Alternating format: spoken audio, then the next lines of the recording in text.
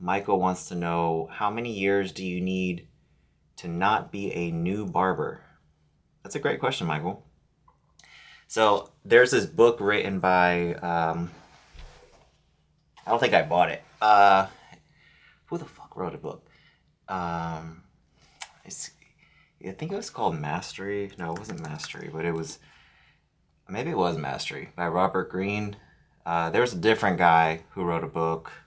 Basically, have you ever heard the saying, like, it takes 10,000 hours to master a skill? Have you ever heard that? Have you guys ever heard that before?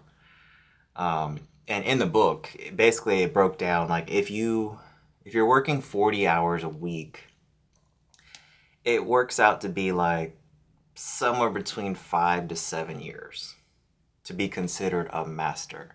Now, I actually don't think that that's 100% true anymore, because I think that it's more like a matter of reps, and it depends on where you're learning from. So, for example, if you're working 60 hours a week or more, then you're going to learn a lot faster than the 10,000 hours, right? Or in the 5 to 7 years, right? You're going to cut your learning curve. Also, if you have mentors, and this is why I'm such a big advocate for paying for education courses, mentorships, because that cuts your learning curve down, right? And, this is what I did in the beginning, too. When I started cutting hair, because I'm a barber, I went to every hair show that I could. I watched every YouTube video that I could find. Whenever I wasn't cutting hair, I was watching YouTube about somebody cutting hair, right? So I think that really cut my learning curve down, right? Because I went from not knowing how to cut hair to opening a barbershop in 13 months. Some people might think that that's fast, but if you would have seen the work I was putting in, then you would understand. Like, you don't. Oh, well, yeah, that makes sense. I was reading books. I was going to all these classes. I was watching shit tons of YouTube videos. So it really depends, Michael, on how much work you put in. But if you have your experience prior to going to the barbershop, that helps, because that just adds on. I was actually just listening to a podcast this morning where this guy he opened a barbershop in 2018, and he has 20 locations now, right? So because I know now that it's not luck, right? I mean, some of it is luck, right? But I know from hearing that he either has partners or he had some experience to running businesses prior to doing that, because a lot of people would consider that really fast, right?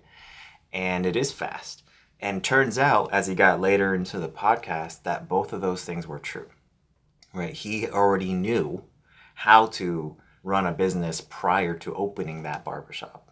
It's called Goat Haircuts, by the way. They're like in Utah and Arizona. They got 20 locations, and I was really interested in it, of course, because they do a membership model, just like we do.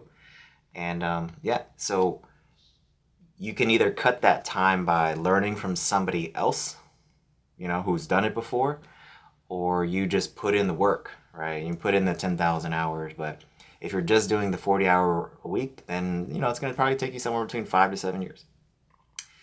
And, and it's also like the thing with what we do with barbers is, like, when people are looking for a good barber, like, what does that mean? Like, good at what, Because there's different things that you can be good at. Very few people are good at everything.